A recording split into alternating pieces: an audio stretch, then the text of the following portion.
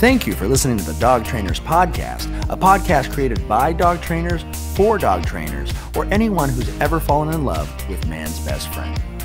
Hey everybody, welcome back to the Dog Trainers Podcast. My name is Mariano Alvarez here with Brent LaBrada and a very, very special guest that I'm super excited about we'll be announcing in a minute. Before we do though, just a couple of quick things to bring up. First, and of course, we want to thank you guys so much for listening and showing us as much love and support as you've been doing over the past few months. And man, this podcast has just been, you guys have just been encouraging to us every single day. And we just hope that we keep doing our absolute best to bring you guys amazing content. And please do feel free to reach out to us and guide us in the right direction.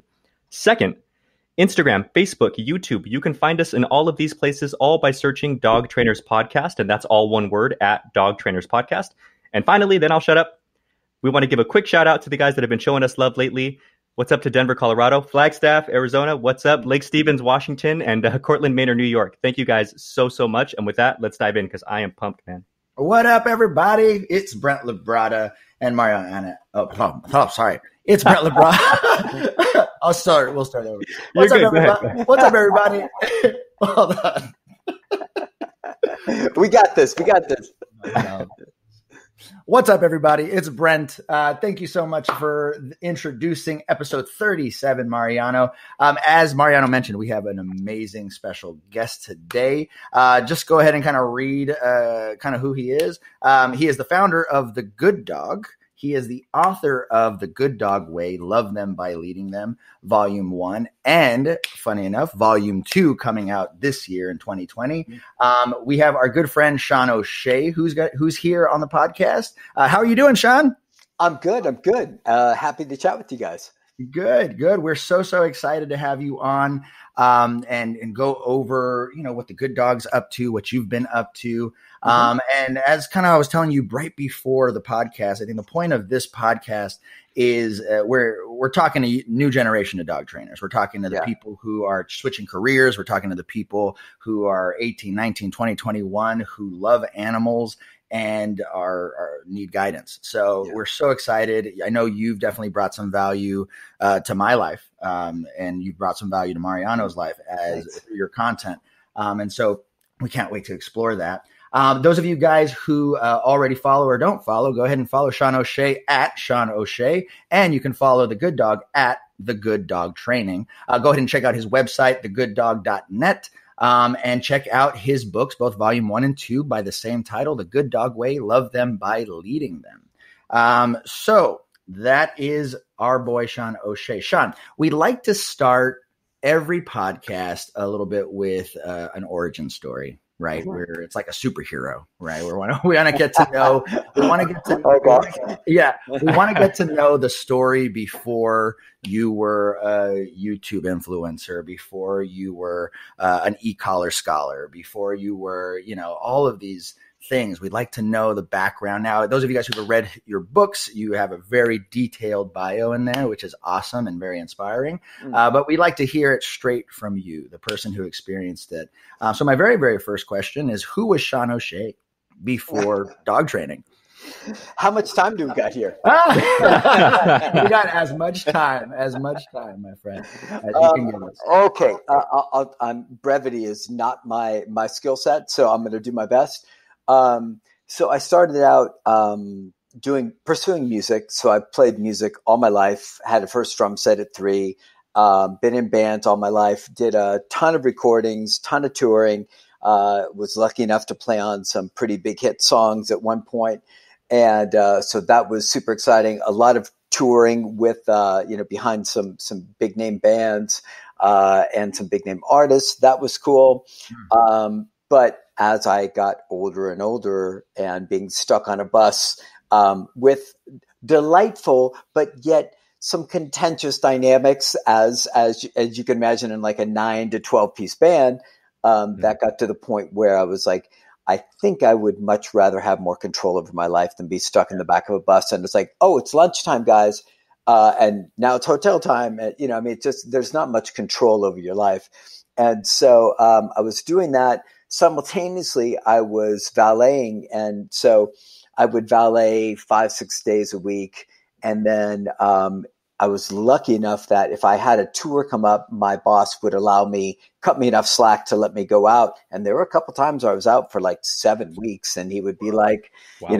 there would be a lot of like, a lot of butt kissing going on. Nice.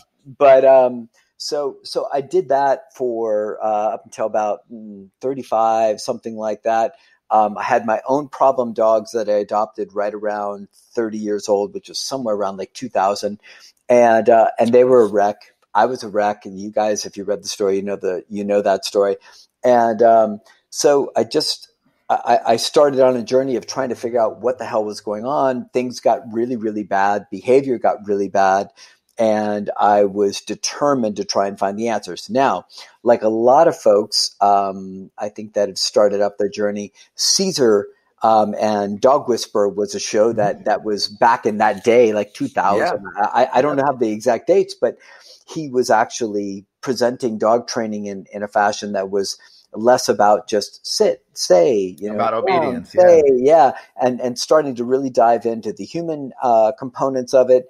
And what was really available if you were willing to dive into something a bit or some deeper waters, I should say, as far as with your dogs and clients. And so dog training in and of itself had never been that attractive to me until I realized, oh, wow, there's a whole other thing here that is actually fascinating.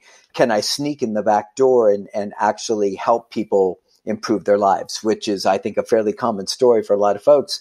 And I know Caesar can be a contentious figure for a lot of folks, and some folks, like they disagree with his methods and so on and so forth.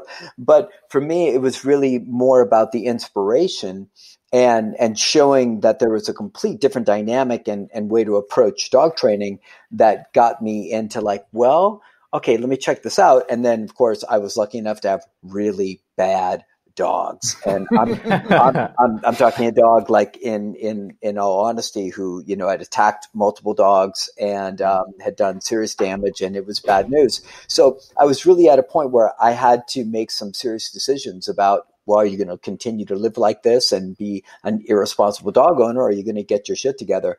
And am I allowed to curse on this? Yeah, 100%. Okay. Fuck yeah. Okay. So from there, I started diving into some of his principles, and then I started reading everything I could get my hands on. And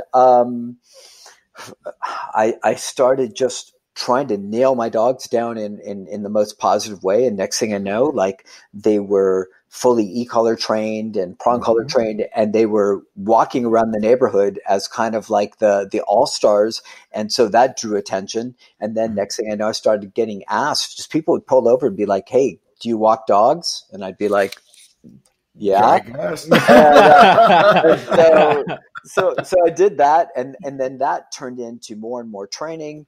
And I started moving further and further away from music, some sporadic stuff here and there. And then I started moving heavily into training. And at the same time I was valeting. So I really tried to be careful because I didn't have anything in the way of kind of financial safety net. So it was like, let's, and this is good information for anybody who's starting out their business or trying to make a leap into dog training. I always tell folks when they ask me, I'm like, they're like, well, should I start a business? Should I get a facility? Should I do this? Should I quit my job? And I always say the same thing, which is wait until you're bursting. Wait until things are so, there's so much going on that you have to find another answer to be able to manage that successfully. And so that's what I did. And it got to a point where I had a gazillion dogs going on and a lot of work. And so I moved into dog training full time, quit my valet gig, pretty much retired from music, except for the exceptional dalliances here and there. And that kind of took me by surprise. I had no idea. If you would have asked me 10 years prior to that, I'd been like, well, I'm just going to be, a drummer and doing my thing. So one thing I would say is that through a lot of obsessive study, and I started off in the pure positive world, even though I was looking at Caesar stuff, The books that were readily available at that time, unless you're going to go into like Keeler and stuff like that, there were definitely some books that were more in alignment with that. But to be honest, I mean, all of the pure positive stuff between like Patricia McConnell and, Other End of the Leash and Don't Shoot the Dog and a gazillion others. Always pure positive. Yeah. Power of positive dog training. And so I dove into all those because they all sounded great. And the only mentor I had was a friend of mine who was a pure positive trainer, who was probably like the firmest, hardest core trainer that I like, ironically, that I'd ever been around. And so I did a session or two with her where I just kind of followed her around, and she started turning me on to clients that she couldn't deal with comfortably. And that led to some clients like Terry Hatcher and some kind of bigger name clients. And then they started kind of passing the information along. And I started getting calls from like Bruno Mars and things like that. And so it just kind of took off in a very bizarre, unexpected fashion. And I would say that as much as I worked on playing music and dedicating hours and hours, dog training tended to come a smidge easier. As far as if you looked at my own dogs, you'd be like, I'm not sure what you're talking about. But after I got the principles, right? After the principles really kind of laid themselves out, I was like, okay, I got this. And then of course you have to fine tune and like, okay, how do you actually use the tools? How do you use, markers? How do you use, food, rewards, and kind of move from there? And things just kind of expanded, and it's been a bit of a wild ride to kind of see, where the hell are we going here? And so it's been fun. It's been challenging. I've got no experience in the past with business. So there's a heavy learning curve to try and learn how to actually run a team, run a business, and not drive it into the ground, and which is always the main goal. So I don't know if that gives much of the origin story, but I think to make sure that we don't go for 3 hours talking about that stuff, hopefully that gives a brief summary. I think it does, and it brings up a question that I know, again, because I've actually followed you a lot over the years, you and Jeff and, and similar people. And here's something that I found to be extremely true that I originally heard from you. That was, I know that you're very heavy into like Jim Rohn, Tony Robbins, personal development, and that kind of great stuff, right? Yeah. And something that I've found that there's almost no word to explain just how true this is. Because a lot of people look at that kind of stuff and it's sad, but they think it's like hokey and it's like not for them, which is a shame, right? Yeah. But you tell me, agree or disagree, either way is totally fine. But I personally feel like there is an absolute direct correlation, like 1-to-1 of how much you work on yourself and how much your business improves as a profession. Absolutely. I would have probably never have taken the leap without having those guys kind of in my corner. My business and the way I lead the team and interact with everybody and my clients and my emotional intelligence and all of that stuff would not be where it's at by any stretch. So I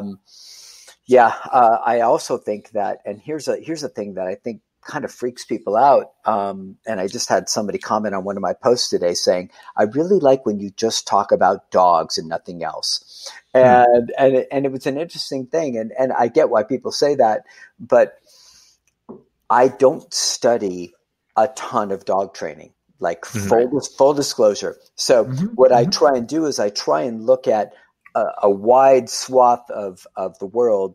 And then I try and find parallels that don't feel like cobbled together, cheesy parallels, but true parallels of the deepest level that we can all identify with. Because I think if there's any reason why my posts or books have managed to connect in any way, has been the fact that there's a universal quality that people are like, it's about dogs, but it's about something else. And and I think that that's been really helpful for me. But to be honest, it's also the thing that excites me. I as much as I am looking for answers with dogs and want to improve my abilities and my team's abilities with dogs, I don't have this kind of singular obsessive focus with all I do is study dog training.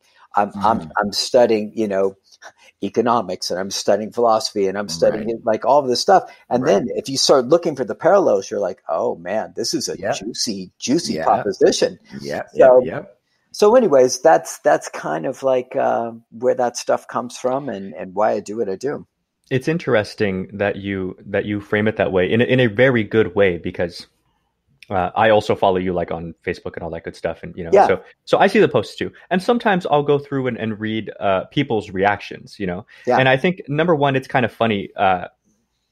Typically, correct me if I'm wrong, but it's like, I'll see the Sean O'Shea post, then I'll see the Good Dog post, and it's the same post, but it's the two different pages. And, and I know it's in the interest of being thorough. And I find it interesting how like the different pages, like people give different responses sometimes too. Isn't that fascinating? Yeah. I can put up the exact same post on the Sean O'Shea page, and that's got 5,000 folks and crickets. I can put it up on TGD page, and I've got 55 comments, or reverse. Yeah. And I don't know what to attribute that to, besides maybe Facebook algorithms, luck as far as what gets seen and what doesn't. Maybe. Well, I see them both, but too, like even the same post between like Facebook and Instagram, and the responses are very different. And it's interesting. And what you were saying just now about you look for those like kind of universal parallels. That's definitely something that like that you can feel when listening to your guys' content. And you guys are nice enough to find the time to give a shit ton of content. I mean, I was a huge fan of the Q&A Saturdays. I remember, when you first put them up on the like podcast, so I can listen to them audio, because I would just watch video, but then my phone would die and hate me. But as you talk about the parallels and why that interests you, and why that's one of the many things that made you just top tier at it, because they always say, do what you love. It reminds me of Tommy Davis. Do you know Tommy Davis? Upstate Canine. He's really big on YouTube. He's a dog trainer. Yeah. And we spoke to him, and he's super cool. We think you guys would get along like really amazing. Cool. But he said something real similar that was like, honestly, man, because he does strictly reactivity too. And I think you guys do more than that, but you do, I believe, strictly e-collar, if I'm not mistaken. Prong e-collar. Right. So his whole thing was, he was like, yeah, man, you'd be amazed. And these are why I drew these parallels between you two. He was telling us, like, you'd be amazed, number one, sometimes how many like Facebook philosophers just want to jump all over you for your posts and everything. But also the reason why I stick with one of them just retired. Anyways. Yeah.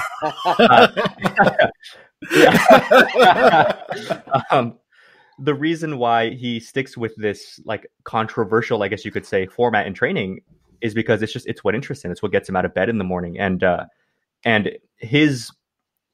what he found to be his like passion, and what I definitely can tell has been just something that you do amazingly well compared to, I think, every other dog trainer I've looked into, is just, there's a way that you take this content that can be contentious, if depending on how people think, and can be dense and full and hard to like digest, but you make it relatable and easy and even fun. And and I just wonder how much you think that that's added to the success of like the YouTube stuff and the beginnings of all that. Like I remember Laura and you doing your videos years and years ago.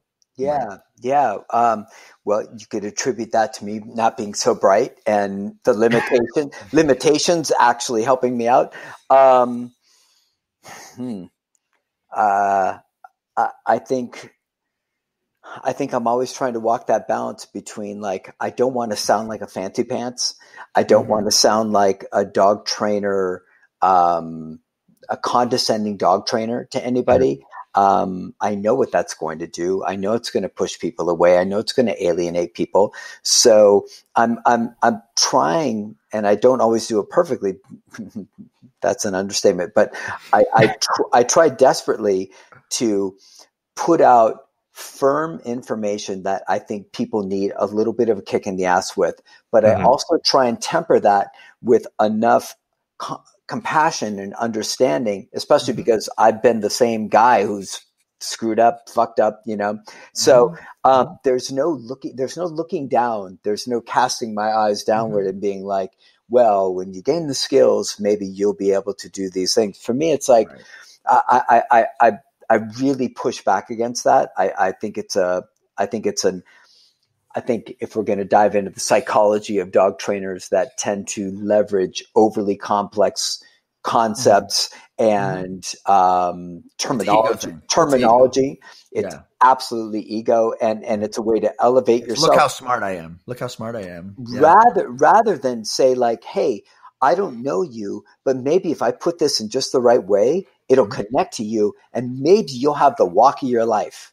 Or maybe you'll make the connection that helps you get your dog to stop charging the door or stop trying to, bite your child or whatever it might be. So I feel and I truly do walk that line, because there's a bit of a, if you ask my team, there's a bit of a how would you say? There's a fiery aspect of me that like is exceptionally frustrated with the soft, permissive aspects of society that I see continuously undermine dogs. So there's that part, and I just want to strangle people and be like, stand up, do your thing. You can have so much more with your dog. And the other part is like, I get you don't know how to do that. You don't have those tools yet. And can I lead you along? But can I give you that gentle kick in the rear that feels inspiring, feels caring, feels loving even, but also accountable, which is like, that's no easy feat, but that's what I'm trying to do. And like I said, sometimes I do better than others. Sometimes people feel that I'm being too firm. Sometimes it might feel too foofy. It's like you show up every day and with the goal of like, how can I try and convey a message that's actually going to be the most impactful for people, or something they haven't heard, something that's just in a different way that they're like, light bulb goes off. Okay. Yes. So that's what I'm trying to shoot for. And can I say too, because I also wanted to bring up the importance, because I know you guys know the importance and the value of putting out information, like, because I look at the old YouTube videos and the Q&As, and that takes a lot of time. And then now, since we started our podcast, and before the podcast, Brent and I have done videos and stuff together, even if a Q&A Saturday, you guys sat down for 2.5 hours, that's more than 2.5 hours worth of editing and uploading and description writing and all that good stuff. And you guys were already busy at that time, if I'm not mistaken. I think you were close, or you had already moved up to Chatsworth from like NoHo. Yep. Right. So, and what I gather from that, and this is just me looking from the outside, is I remember loving like the Sean's rants, YouTube videos, and and then the longer form stuff and the shorter stuff, and I definitely felt that you were like, it's not different of the message from the book, in that like you're firm, but because you give a shit, and it's almost annoying how people, they like, you can just do, and it's like, how do you find the words to get people to do that kind of thing, And I've noticed over the course of time, with the content and stuff online, it almost feels to me like you've been getting a little more firm, as we've gone, but I like it. Like I'm not tolerating it anymore. No, but I personally think it's important. You're 100% right. And I would say, if I'm really honest, a lot of that has to do with who I've been studying and who I follow. And so watching people that I really admire stand up in diverse businesses that have, nothing to do with dog training, and watching them push other people to take chances, push other people to risk, push people to try and see what's possible.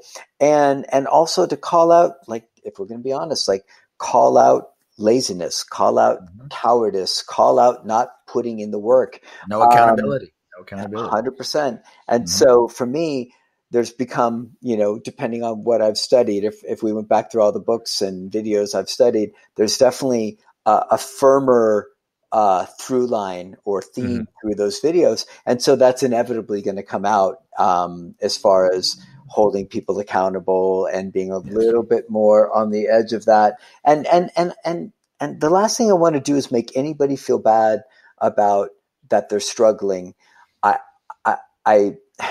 I don't want to enable them to feel comfortable in their crap. I don't want to enable them to be like, well, it's hard, and I know we've all got it hard. Like, that's the last fucking thing I want to do. Mm-hmm. But I also don't want to sink anybody's battleship where they're like, oh man, like I've got no shot, no chance. So I'm trying to walk that line between like, you can do it, and if you don't do it, it's because you're possibly lazy and not holding yourself accountable.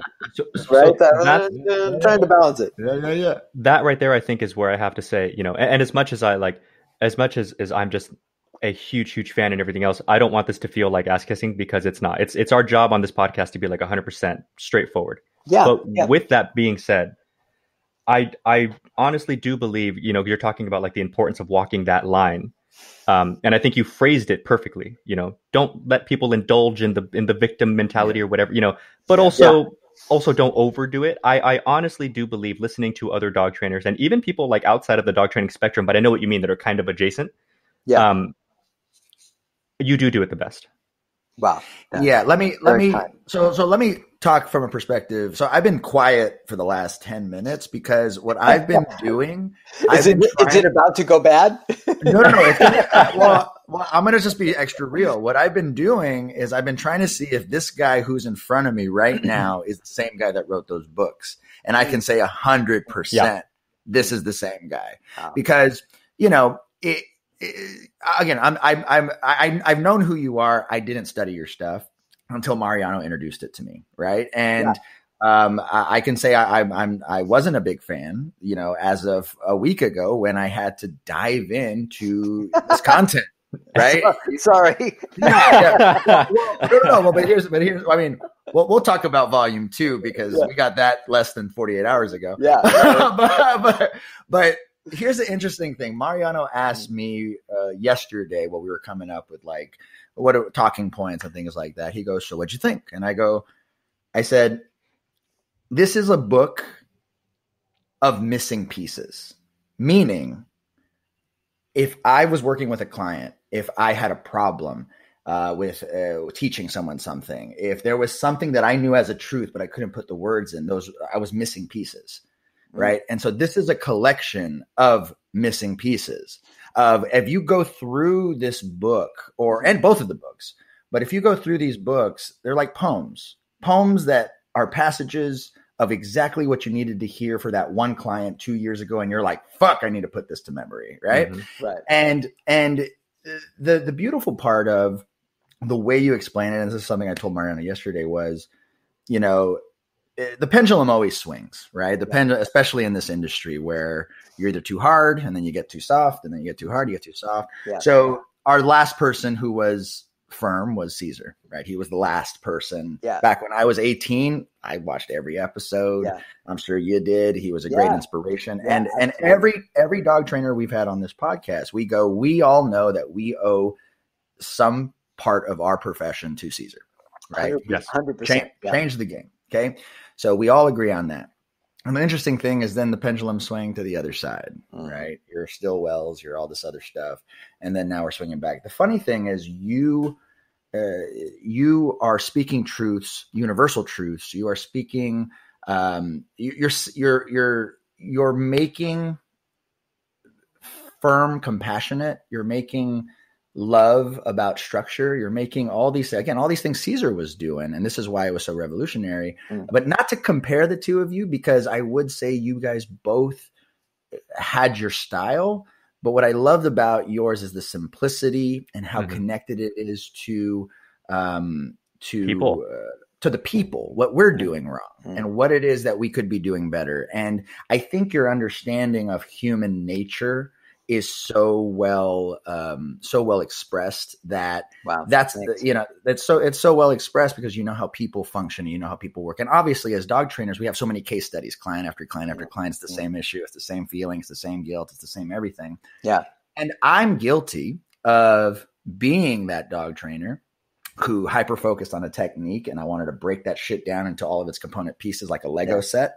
And then I put that shit back together, right? Yeah. But I remember starting the big the big fuse and the big spark that got me into dog training was the simplicity I learned from Caesar. Mm-hmm. And the universal truths and mm-hmm. the power of leadership and all those things. And there was a whole gap in my training career where I was focused on things that stimulated me. I was focused on, how can I develop an off-leash obedience with food? How can I develop an off-leash obedience on a long lead? How can I develop competitive heels? How can I, develop a long send away? How can I do all these things? And then I stayed away from e-collars. I stayed away from them. About 5 years ago, I was introduced to e-collars, right? And I got so good at these techniques, Keeler method and revising it and, amongst the new skeet style stuff. Yeah. And just diving into all this stuff, breaking that shit down, putting it back together. I lost track of the universal truths. I lost track of the simplicity of leadership, right? And I lost track on those things. And one thing I'm super reminded of, just reading your content, everything that you were writing in those books, like, when you thought you came up with an original idea and then you hear it somewhere and you're like, oh, I guess I didn't make that up. Right. Yeah, right. Or they published it sooner than or they published it. Yeah, exactly. Right. They wrote it down. Yeah. They just wrote it down. And that's what I felt like. And it was so cool to see someone else in the same industry with the same passion, who feels the same feelings, thinks the same thoughts. But just to see them written down in a poetic way, in a point that got your attention, in a way that didn't make you defensive, that doesn't make you feel bad. And maybe I'm reading it differently because I am a dog trainer. I go, yep, truth, heard that. Yep, that's good. But yeah, man, for someone who wasn't a fan, I'm very excited to have you on this podcast and to listen to this content. And yeah, it's great. And so just reorienting my brain onto universal truths and the power of leadership and the power of structure and the power of all these things, that this is what my foundation was built on. But now to be reminded of like, hey, motherfucker, don't forget the most important stuff. So that brings up something so interesting. So whenever I'm doing like a seminar or something and people talk about like, well, what's your background or, like what's your philosophy? And while you could explore a gazillion different avenues with it. I always tell them the same thing. And it was really, I started off with Caesar and that gave me a connection to primal interactions, right? Mm-hmm. If we're going to, we'll just call them primal interactions. And then, so I went out and tried to teach regular everyday clients how to replicate that. And I was pretty damn good at it. And so, and I don't mean that in a cocky way. It's just like, oh, this is working really well. But I was watching clients struggle and struggle and struggle. And so I know exactly what you mean when you say prime, like just two sentient beings coexisting. How do we communicate? No tools, no food. Let's communicate. Yep. I totally get it. That's how we ran our daycares. Nice. And so then I stumbled onto Jeff. And I was listening to Jeff's radio show, and he was the first person I heard giving owners permission to actually say no to their dogs, and actually looking at the realities of like, well, most of these people are working 10 to 12 hours a day. They don't have time to come home and do a 6 to 8 hour protocol for a pure positive, whatever it might be. And he started talking, of course, about leash and prong and just basic obedience. So then I took Jeff's stuff and I followed his stuff, and I was like, okay, so how can I incorporate Caesar's stuff and then Jeff's stuff? And then, and this was pretty far back, and then I stumbled onto low-level e-collar training, and then I started seeing, whoa, if you can really be crafty about putting all three of these together, then you've got this primal aspect, which creates respect, personal respect, but also canine to human value perceptions rather than just like working tools or, things like that. So the primal aspect, I just think that so many people have lost their way with that. Yep. And it's become unsavory, and a lot of folks just don't want anything to do with it. It's barbaric dog training, whatever you might want to call it. Right. So that, and then learning how to use the prong collar and basic obedience, which I'd never studied basic obedience. And so I did that. And then I started looking at, okay, so how can I incorporate those two? And then the e-collar came along. And so I did that with my dogs, got them really solid. And I was like, man, if you put all three of these together, you've got so many different things to pull from. And I don't mean just like kind of randomly throwing things out or recklessly. I just mean that contextually, whatever's happening in the moment, you've got such a wide world to pull from, rather than if I was just an e-collar trainer, I'm pretty limited. If that tool is not working for what I need, I'm really limited. Right. Leash and prong, or choke chain, if you're, more old school, it's like, if that doesn't work for me, or for the dog or for the client, we're in a bad spot. Caesar stuff, same thing. But what I found is, if I put them all together, I was having the best. Have a toolbox. Yeah, have a toolbox, and based on how can I leverage this toolbox in the most simplistic fashion without dummying it down to where clients could then, which was the most critical piece, how could clients replicate what I can do? Because it doesn't do me any good if I can be like, well, so here's what's, like that. It just doesn't mean anything.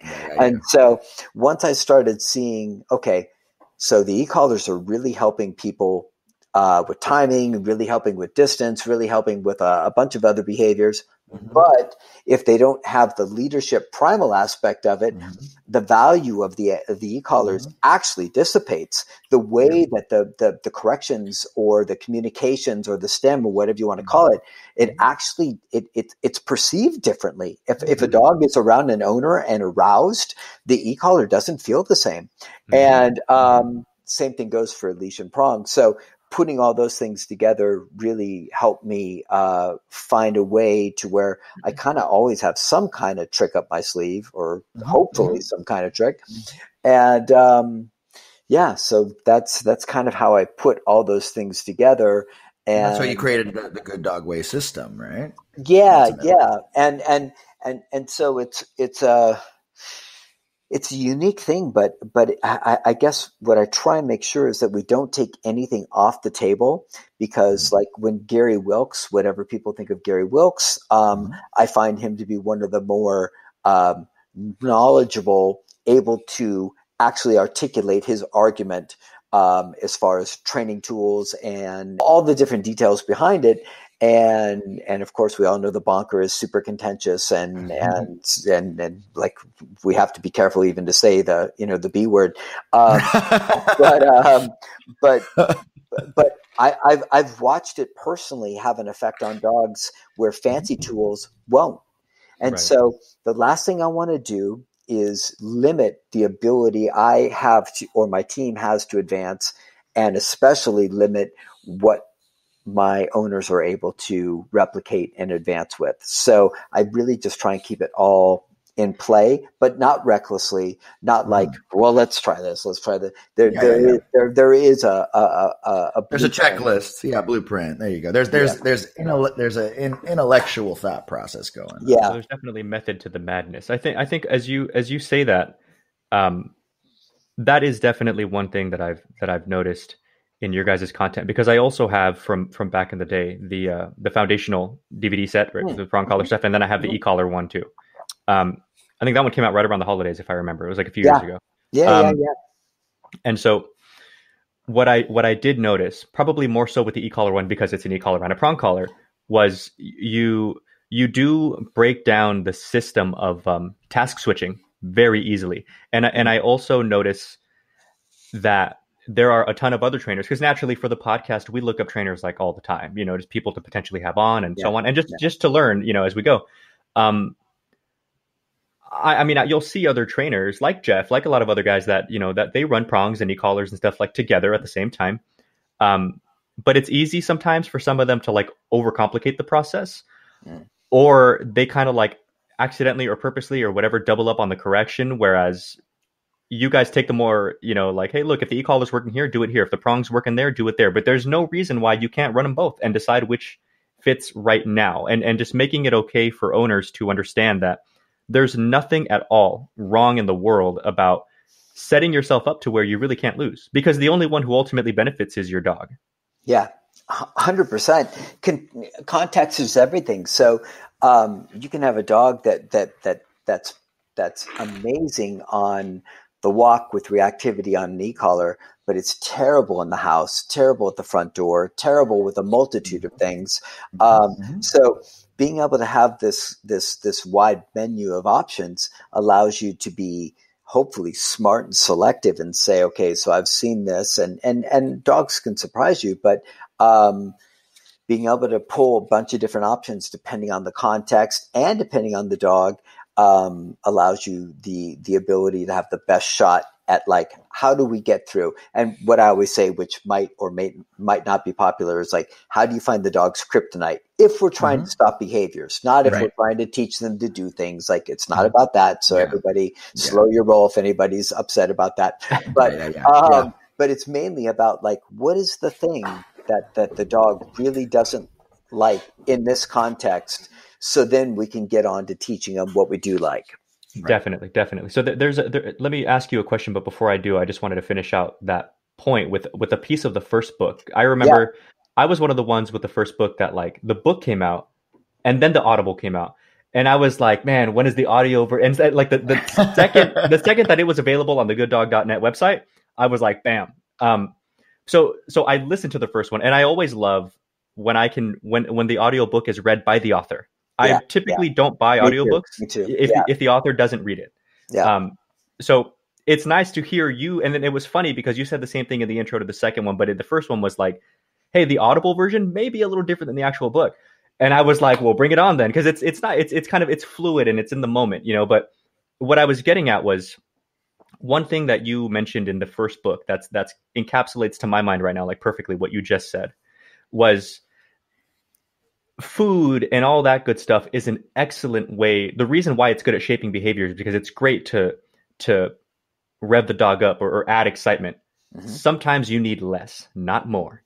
I think that was the title of the section of the first book. And I was like, there you go. I know this information, but presenting it in such a way. Right. So I remember in the first book, you made a comment also about praise. Like, are you revving your dog up, or are you like, if you want the dog to be focused and everything, and you go, what a good dog you are. Like, right. You throw them off.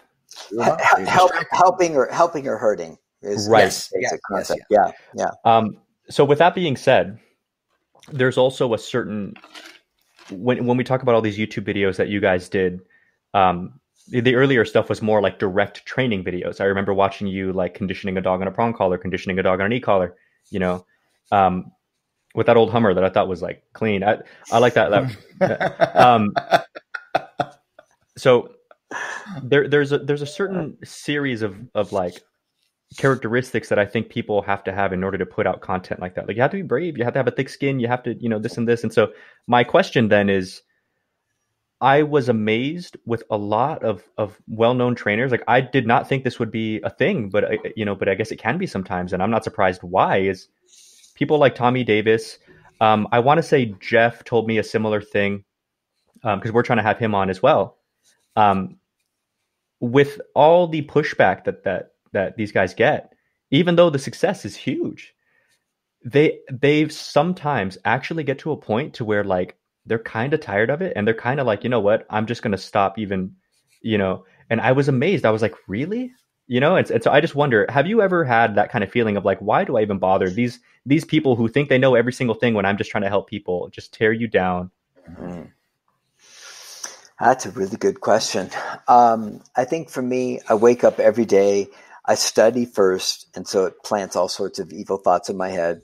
And then I try and find a way to superimpose or overlap or find parallels between whatever I've studied and something that might be relevant to dog stuff. And for me, it's a really selfish practice. I know it's the goal is to help owners, but it's really a selfish practice to try and see if I can come up with something I'm proud of. And if I do a good job of it, then typically it does well.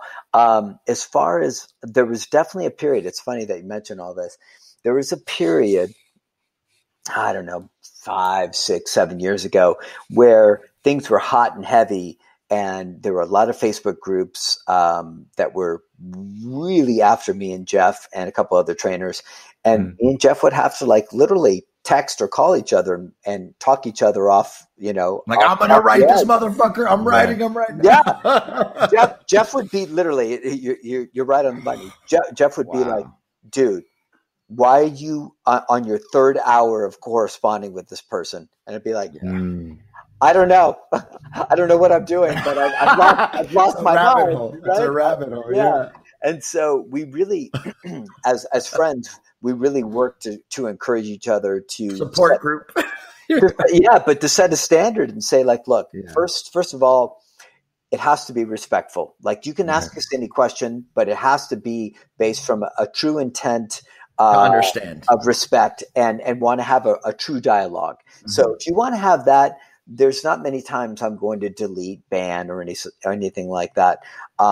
There are people that will trap you and make it sound like it's something. Oh, of course, right? Take you out of context. Yeah. And then they're like, so what do you think about this? And you say something, and you're like animal abuser. And they're like, you are a monster. You're like, oh wow. So we went through that period of trying to find a way, and then what we ultimately did was just, it just became a pretty straightforward rule. Every time you'll find one of us gets sucked into it, but for the most part, it's just if you're not respectful, if you're not polite, if you're not interested in a true conversation, we just get rid of you.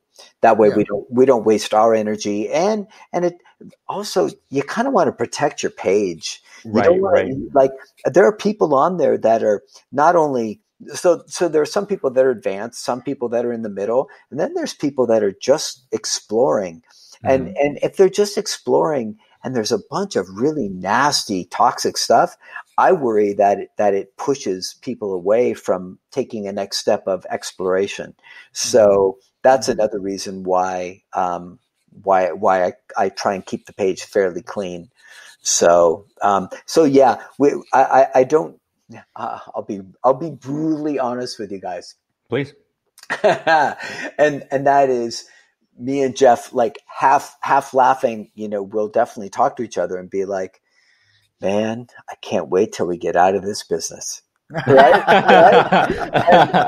And it's not that we don't enjoy working with clients, not that we don't enjoy training dogs. It's that there's so much toxicity that it's so easy for it to overwhelm you and really, really compromise your quality of life if you're not exceptionally careful. And even if you are, it's hard to hide from all of it because it just keeps, social media just keeps popping up and popping up. Right. So it's like the more you argue against it, the more, they create. Yeah.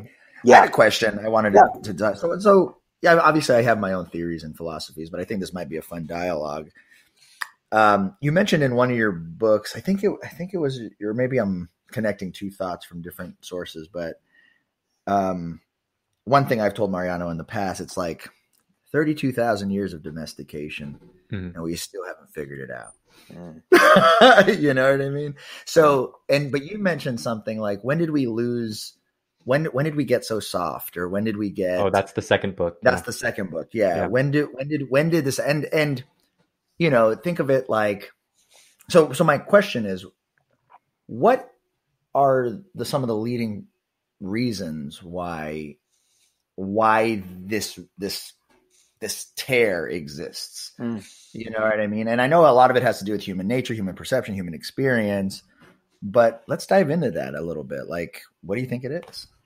Well, we could spend another 8 hours on this conversation alone. On anthropology and philosophy. Yeah. And so, I mean, I don't know if you guys have heard of the book, The Coddling of the American Mind. So that's a great book by Professor Jonathan Haidt, and a multitude of other folks that really kind of broke this down.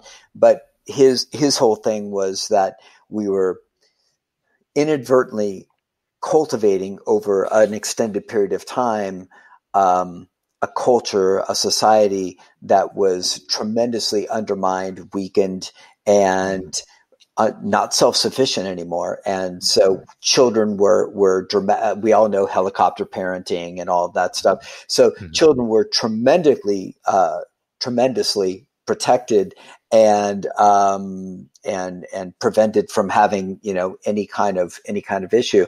And so that's played out there. That's played out in academia. Academia, of course, we all know about safe spaces, microaggressions, and on and on and on. So right. Those are all testaments to how sensitive, how soft, how worried we've become. And that doesn't mean there aren't valid pieces of some of those aspects, but I would say in the large picture of it all, what I've watched, I'm 52, so I came up in the 70s primarily, and I've just watched people get softer and softer and softer and softer, and we've seen it with kids, right? And then we saw it with dogs, and which is why I write about kids and dogs like interchangeably. Yep. So I would say that the pendulum has gone from firm handling with dogs, firm handling with children, and then it just it started to move, and it moved hard. And of course, a lot of other cultural things jumped on the bandwagon, and so this is kind of spiraled out of control. And at this point, we've got a lot of folks who are terrified of standing up for themselves, terrified of having boundaries, terrified of being the bad guy or bad lady, terrified of having their dog not like them.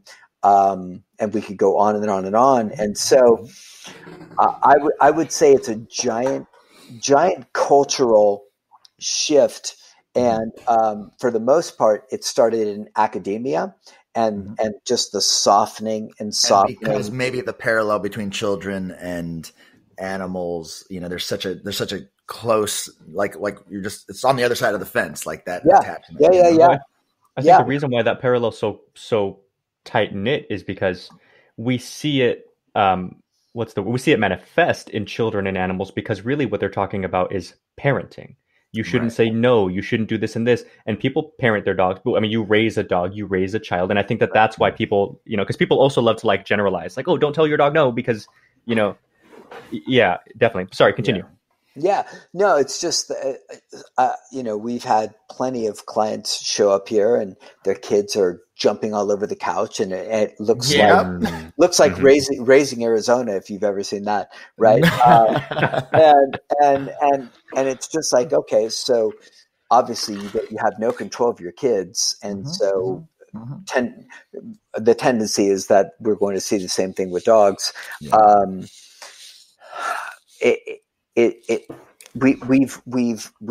I think our value system has changed from, we're going to take on whatever negativity that comes with leading and being momentarily disliked, right?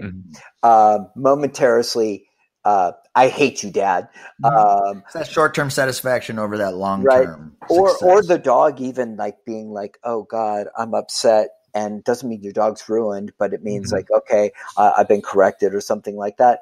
To the point where it's so unsavory for people that they would prefer to have dogs be just out of control and kids out of control, because it feels better to them. Yeah. And at the long term, like you were saying, the long-term result of what that creates in those dogs and kids, unfortunately, hasn't been factored in. But we're starting to see the chickens come home to roost. One thing I teach a lot is this idea of culture. Right. So like everyone comes from a different cultural background. And for example, I'm a Latin guy. So in Latin culture, you do X, Y, and Z. And by a certain age, you need to be here. And by a certain, and there's societal cultures and stuff like that. And there's kind of this blueprint of culturally what your family follows and what expectations you're going to have. And that's generationally passed down. Yeah. And what I realize is there's no dog culture. The dog culture, like there is no clear culture. And if there is a culture, it's filled with a lot of paradoxes. Mm-hmm. Yeah. Right. Yeah. How do we think dogs are dumb and smart at the same time? How do we think that they are our babies and also an animal at the same time? How do we think that? So there's all these juxtaposed concepts on top of each other that confuse the shit out of us. And the only force that is the selector is our feeling or our circumstance. Mm-hmm. Right. Mm-hmm. And it's like, we see this type of client all the time. Oh, well, yeah, I had dogs growing up. Okay. And 98% of the time, those dogs lived in a backyard. Or in and out. And when you were 6 years old, all you did was rub their bellies, throw the ball, and give them a cookie, and your dog was perfect. So you get a lot of 20-something-year-olds getting a dog for the first time. That's all they do. And because the culture of like, how do I raise a dog? How do I structure a dog? And that's ultimately, as dog trainers, that's what we're trying to establish. Like there is a certain set of expectations by certain age and protocols and this and that. And, society, unfortunately, we protect dogs in not completely healthy ways, but at the same time, we love them. And like, so I guess if we were going to design a dog culture, right? Yeah. Let's give a shot at it. I don't know. What's this culture? Shall we get out the pen and paper and let's do it?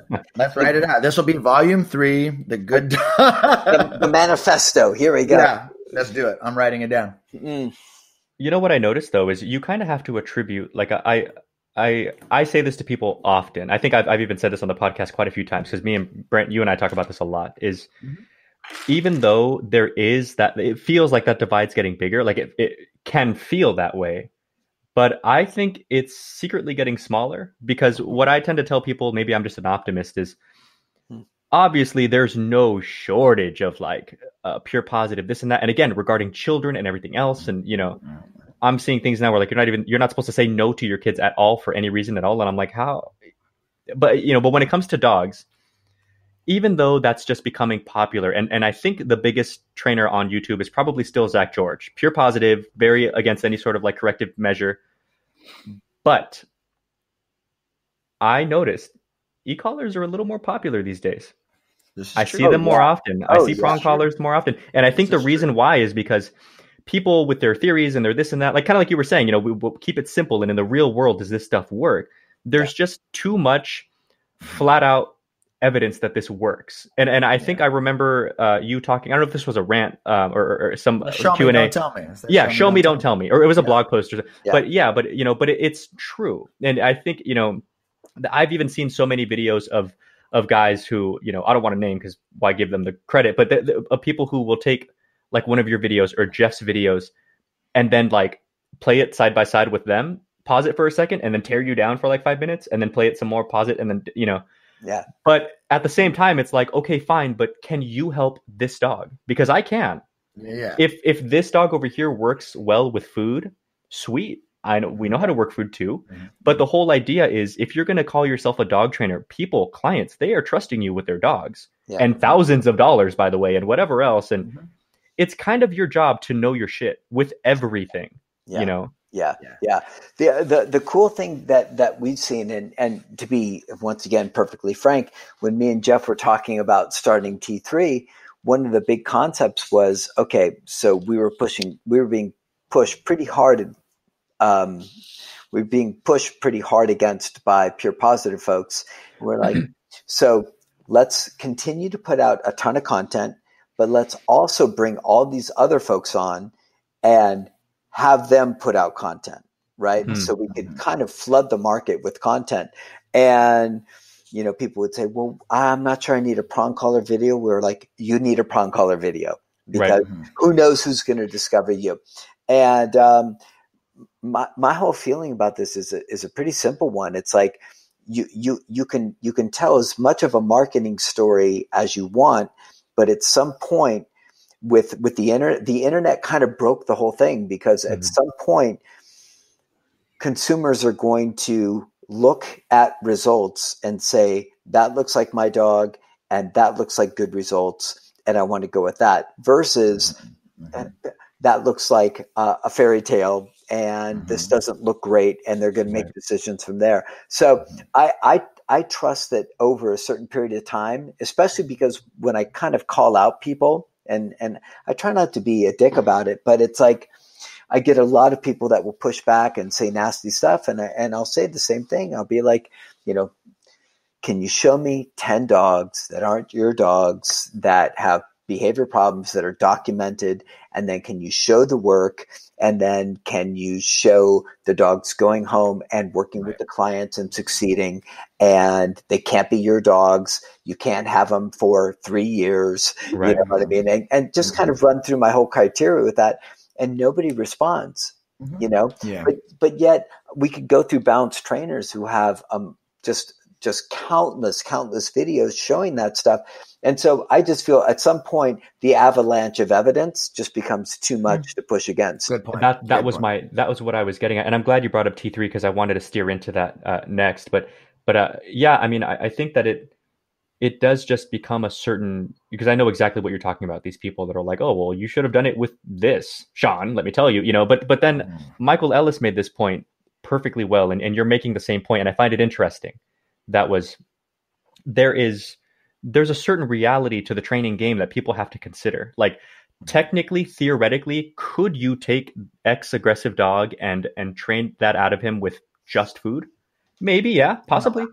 Yeah. But then in the real world, where dogs or whatever their excitement or reactive factor are still present and are going to be present, and even if Sean O'Shea has the amazing, impeccable timing and understanding and body language knowledge and everything else to make it happen, can you realistically expect the owners to do it with food? Or are you setting them up for failure because you're too proud to just try something new? Whereas tools like e-collars, prong collars are meant to simplify and solidify the process to where it's almost user-friendly. Yeah. Right. And that's something that Michael Ellis spoke to. Yeah, and that's kind of what I was getting from you. And it's like, man, can you do it? Great. If you're the world's greatest dog trainer on Facebook and we just don't know about you yet, sweet. But for like my particular client, and it means zero. I mean, right. It just means zero. So I really like hearing that Michael Ellis said that. If everything that we've tried to build into we just did a big shadow program, and the big takeaway from everybody was like, God, you simplify so much stuff down to this, like you remove unnecessary commands, you remove unnecessary jargon and this and that. And I'm telling you, like, guys, the only goal is, can your owners go home and replicate what you're doing and create the life that they want? And so that determines what tools we use. That determines what kind of lifestyle that we recommend for the clients, and so on and so forth. So if I was only interested in what I could do, I could very easily make something look great, but it's just bullshit. It's such a disingenuous bunch of bullshit that if you want to hear me get really angry, that's the way to get to provoke, poke the bear. And that's that, like, all of these folks that are out there saying, you don't need this, you don't need this, you don't need this. It's like, well, great. You don't need this, but the 60-year-old client who's struggling with this, who's struggling with the pity and is in a tough spot, they need whatever they can get to leverage the possibilities.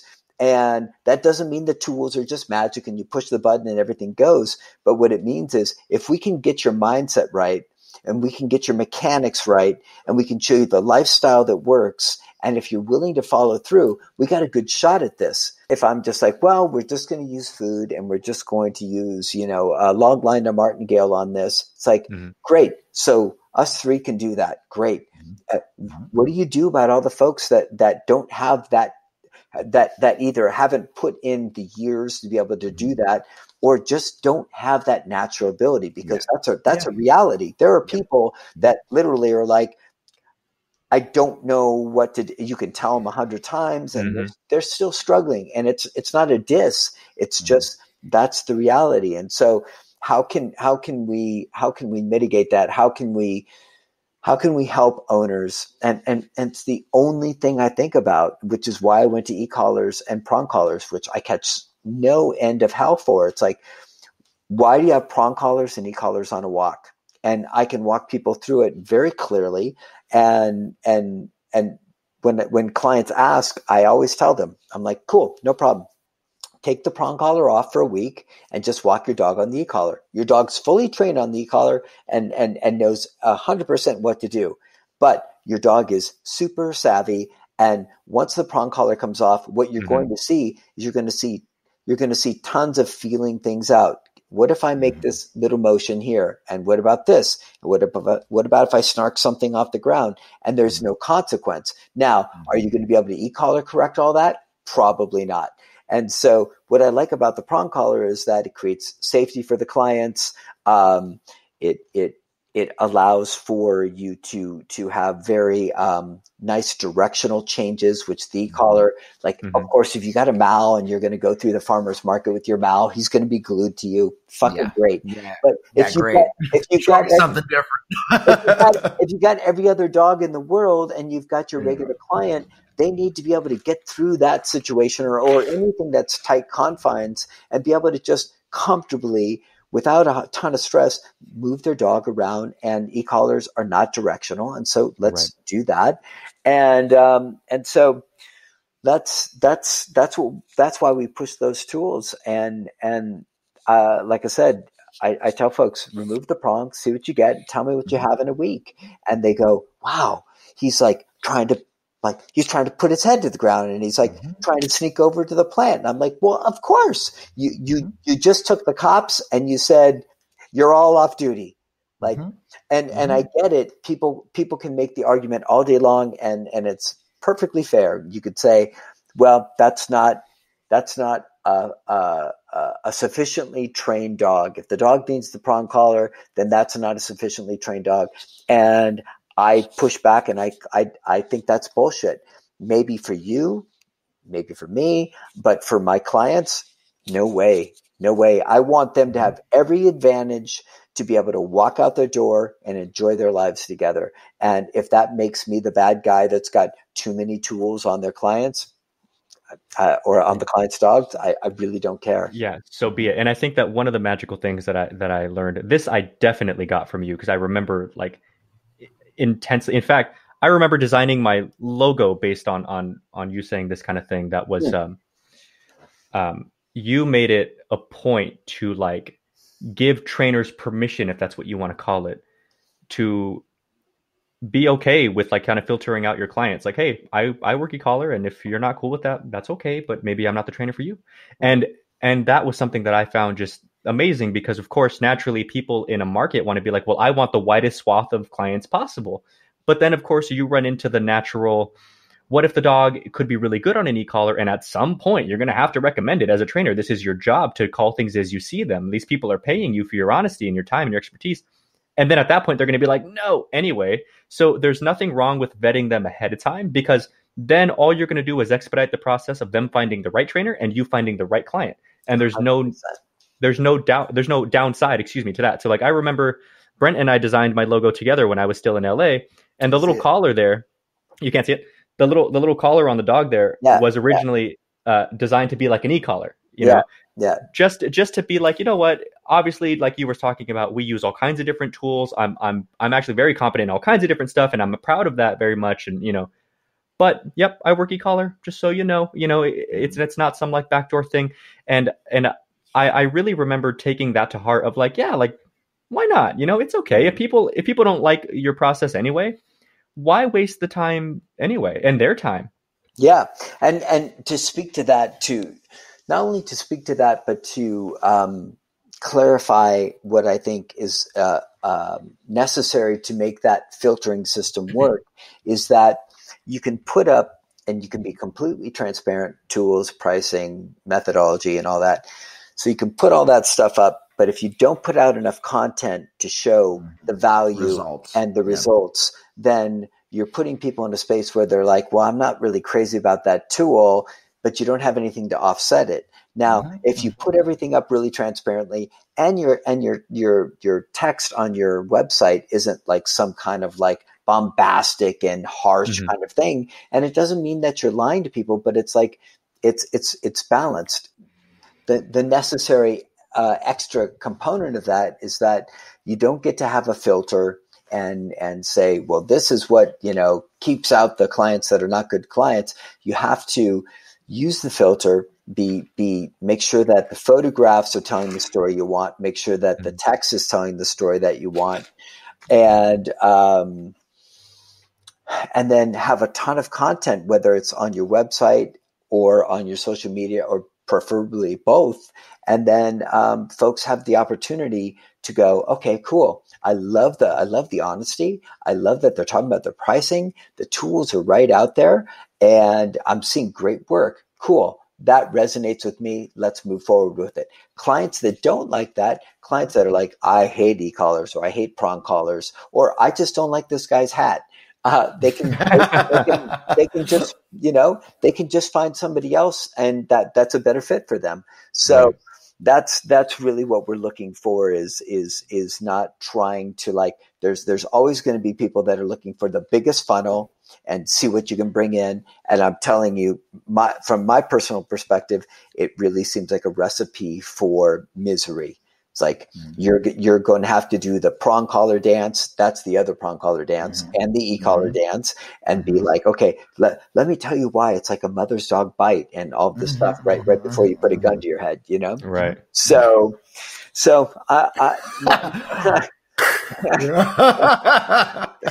my whole thing is like, I just want to be straight with it. And I try and look at it through the lens of, how would I like to shop for dog training? I want to be in my PJs at 2 a.m.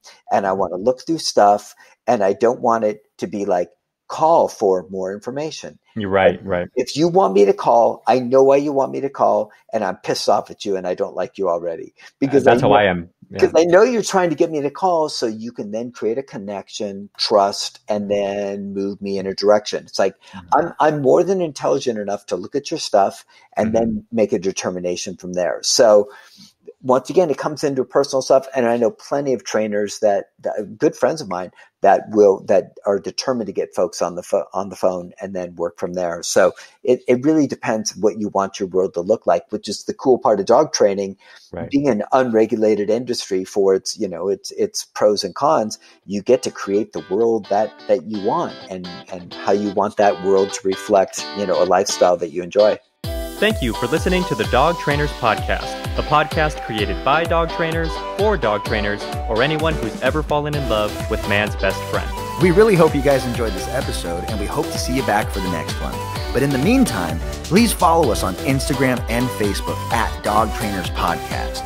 Go ahead and leave a comment. Ask us any questions that you want. We would love to connect with our dog trainer communities all around the world. Take care, guys. We'll see you next time.